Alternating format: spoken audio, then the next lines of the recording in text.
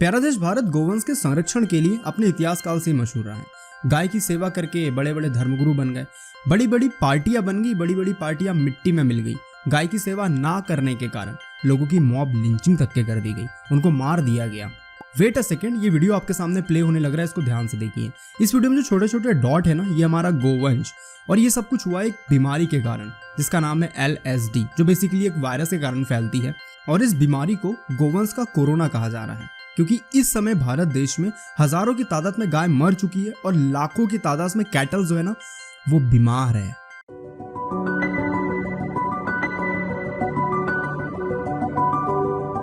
Lumpy नाम की बीमारी से पशुधन की क्षति हुई। वायरस आया, लाखों गोधन मर गए उससे। नमस्कार दोस्तों, जय हिंद। मेरा नाम है दीपक। इस चैनल के ऊपर हम ऐसी इंपॉर्टेंट टॉपिक के ऊपर चर्चा करते हैं। अगर आपको अच्छा लगता है तो उसको लाइक करके चैनल को सब्सक्राइब कर दीजिए और इस बेल आइकन को ऑल पे क्लिक कर दीजिए। और ज्यादा काम पसंद आ जाए तो इस वीडियो को शेयर कर दीजिए अपने चाहने वाले यार दोस्तों के साथ।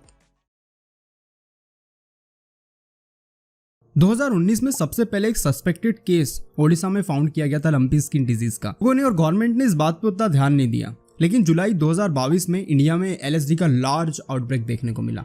आउटब्रेक इतना ज्यादा खतरनाक था कि 15 लाख से ज्यादा गाय केवल राजस्थान में इन्फेक्ट हो गई।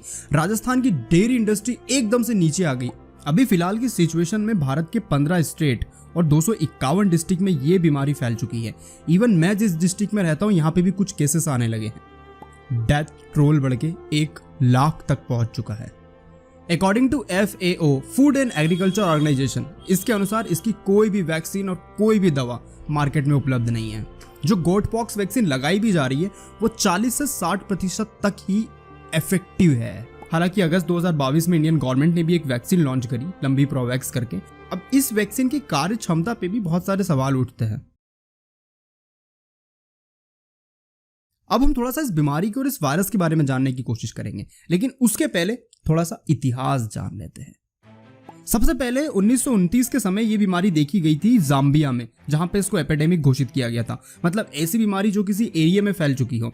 उसके बाद 1943 और 1945 में बोत्सवाना और जिम्बाब्वे इसका शिकार बने। फिर ये बीमारी पहुंच गई रिपब्लिक ऑफ साउथ अफ्रीका में, और वहां पे इसने इतनी भयंकर तबाही मचाई कि इसको पैंजोटिक घोषित कर दिया। मैं आपकी जानकारी के लिए आपको बता दूं, जैसे कोरोना महामारी एक कॉन्टिनेंट से लेकर दूसरे कॉन्टिनेंट तक फैली थी तो इसको एक पैंडेमिक घोषित कर दिया था। वैसे ही एनिमल्स में भी होता है, जब कोई एनिमल की बीमारी एक कॉन्टिनेंट से लेकर दूसरे कॉन्टिनेंट तक पहुंच जाती है तो उसको पैंजोटिक घोषित कर दिया जाता है। और ऐसा ही हुआ था 1949 के समय, और उस समय साउथ अफ्रीका की इकोनॉमी पूरी तरह से कोलैप्स कर गई थी इस एक बीमारी की वजह से। और साउथ अफ्रीका के साथ साथ में Kenya, Sudan, Tanzania, Somalia, Cameroon, इन सभी की इकोनॉमी को भी बहुत बड़े स्तर पर नुकसान पहुंचाया इस एक लंपी स्किन डिजीज ने। प्रथम बार 1989 के समय यह बीमारी अफ्रीका से बाहर हुई, और कहां पे हुई? इजराइल में हुई। अब इजराइल जो है ना, ये हमेशा जानता है अपने आप को बचाना कैसा है, लेकिन इजराइल ने इस बार अपने आप को जो बचाने की कोशिश करी वो गलत थी। एक मक्खी की वजह से ये जो बीमारी है ना, एक देश से दूसरे देश में फैल गई, और इजराइल से बीमारी फैल गई इजिप्ट में, और इजिप्ट के बाद कहा जाता है सेंट्रल एशिया, वेस्ट एशिया, और भारत के क्रम में अगर बात करें तो बांग्लादेश में पहले बीमारी फैली थी, फिर उसी क्रम में बीमारी भारत में आई। According to a report by Gavi, Global Alliance for Vaccine and Immunization, lumpy skin disease के जो कॉजेज हैं वो है कैप्रीपॉक्स वायरस, और ये पॉक्स फैमिली का वायरस है। अब जैसे हम लोग को स्मॉल पॉक्स होता था, छोटी माता बड़ी माता बोलते थे, शरीर के ऊपर लाल कलर के दाने निकल जाते थे, वैसे ही सेम इनके इसमें होता है। बहुत दर्दनाक बीमारी है भाई। पहले शरीर पे दाने निकल जाएंगे, फिर उसमें पस बनने लगेगा, फिर ब्लीडिंग होने लगेगी, और दाग केवल शरीर पे नहीं हो रहे हैं, मुंह के अंदर हो जा रहे हैं, जननांगों पे हो जा रहे हैं, जिससे जो कैटल से वो खाना पीना तक छोड़ दे रहे हैं, जिससे उनकी मृत्यु हो जा रही है। बहुत दर्दनाक मृत्यु हो रही है हमारे गोवंश की इस समय पे। और बेसिकली ये बीमारी फैलती है ब्लड फीडिंग इंसेक्ट के कारण, मतलब मच्छर, मक्खी या वो कीड़े मकोड़े जो ब्लड चूसते हैं। जिस भी कैटल की मृत्यु इस बीमारी के कारण होती है, उसको दफनाने की प्रोसेस बिल्कुल सिंपल होती है कि भाई उसके ऊपर सॉल्ट डाल दिया जाए और उसको जमीन में दफना दिया जाए, लेकिन ऐसा हो नहीं रहा है। राजस्थान में कई जगह ऐसा देखा गया, और इस पिक्चर में भी बेसिकली आप देख सकते हो कि कैटल को खुले स्थान पर छोड़ दिया गया है, जिसके कारण लगभग जहां तक कि एक मच्छर उड़ के जा सकता है, इस कैटल के ऊपर बैठ के एक मक्खी उड़ सकती है, वहां तक ये बीमारी बराबर फैल जाएगी। ये बीमारी के लिए सबसे अच्छा एटमॉस्फेयर होता है हाई टेम्परेचर और हाई ह्यूमिडिटी, और वेट समर सीजन, और बारिश के दिनों में कीड़े मकोड़े ये सब चीज बाहर निकलती है, तो एकदम आदर्श स्थिति बनी हुई है भारत में इसके फैलने के लिए। और ये किसी भी हाउस होल्ड के लिए अच्छा नहीं है। अगर आप राजस्थान या गुजरात जैसी जगहों पे जाते हो तो वहाँ पे बहुत सारे किसान ऐसे हैं जो केवल पशुपालन करके अपना रोजी रोटी कमाते हैं, मतलब दूध बेच के अपना पेट भरते हैं। उन लोगों की तो जीवन के ऊपर एकदम आफत सी आ गई इस बीमारी के कारण।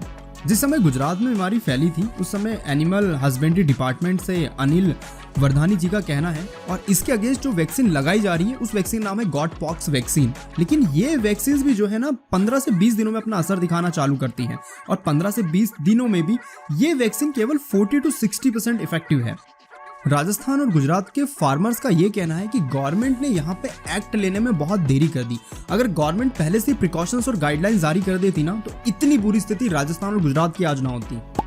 लेकिन जब गुजरात के एग्रीकल्चर मिनिस्टर से ये बात पूछी गई तो पटेल जी ने अपना जवाब दिया कि स्टेट गवर्नमेंट ने इस समय 30 लाख से भी ज्यादा कैटल को वैक्सीनेट कर दिया है, जो एक हवाई सी बात हमको लगती है।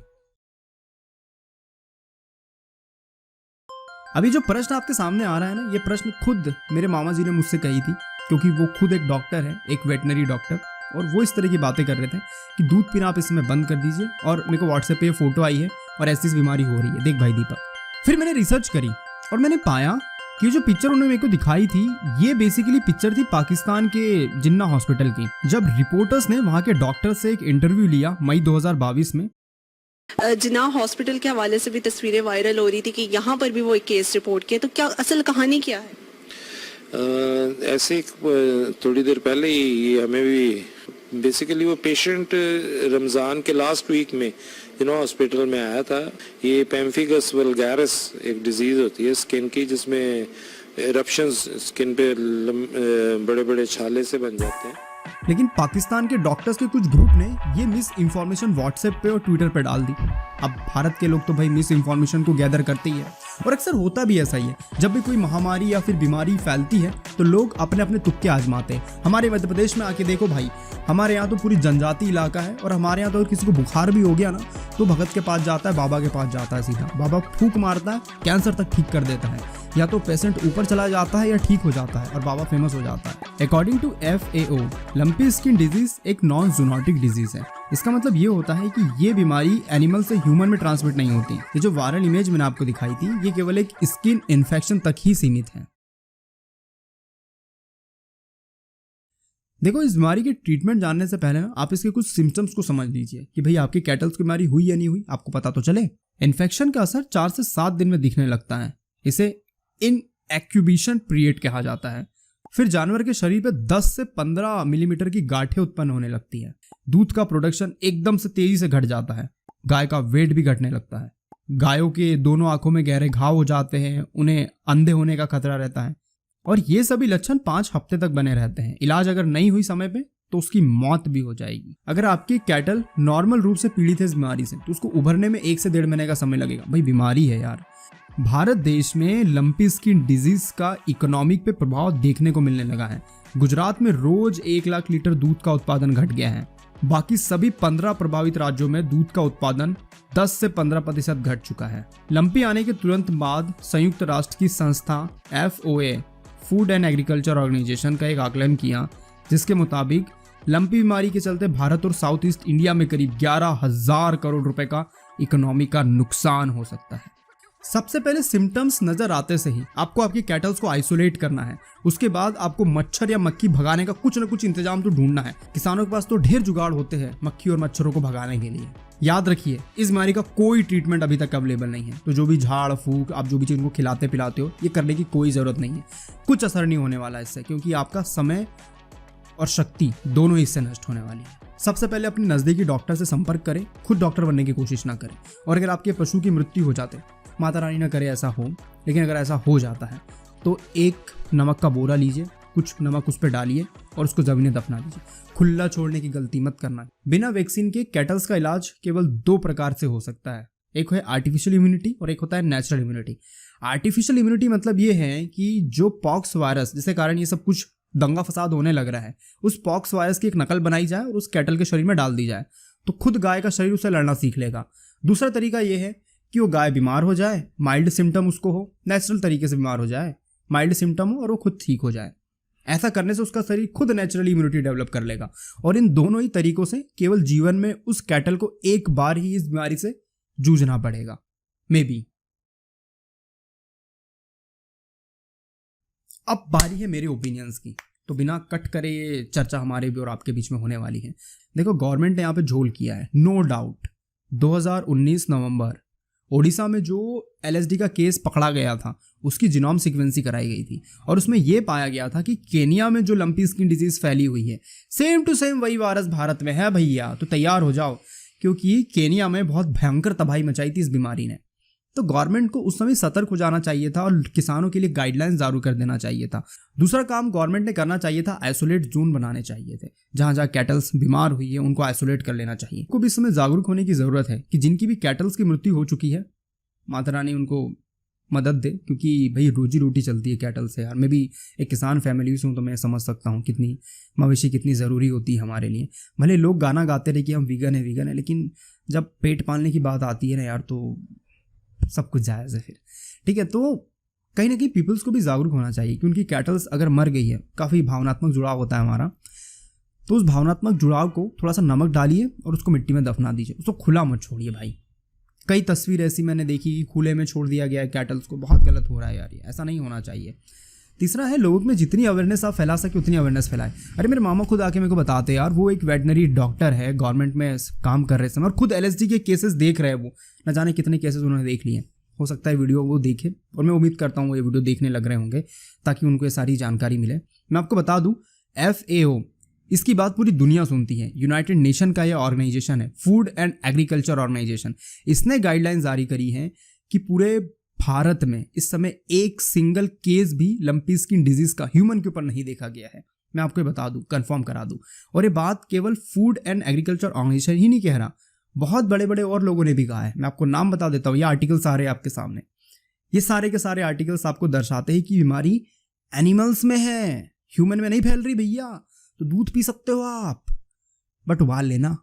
वैसे भी दूध को उबाल के ही पीना चाहिए, कच्चा दूध वैसे भी कंज्यूम नहीं करना चाहिए, उसके अंदर और भी बैक्टीरिया और वायरसेस होते हैं।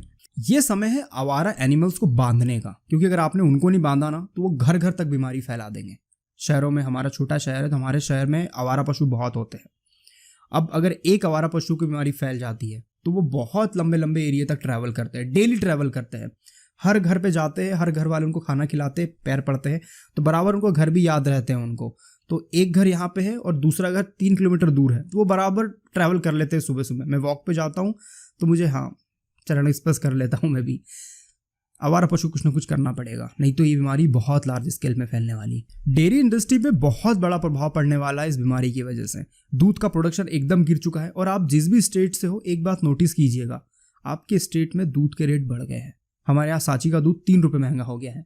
राजस्थान में अंदाजन कह रहा हूँ 4 से 5 रुपये का अंतर तो आया ही होगा, क्योंकि भाई 10 से 15% किसी स्टेट का मिल्क प्रोडक्शन कम होना बहुत बड़ी बात होती है इकोनॉमी के लिए भी।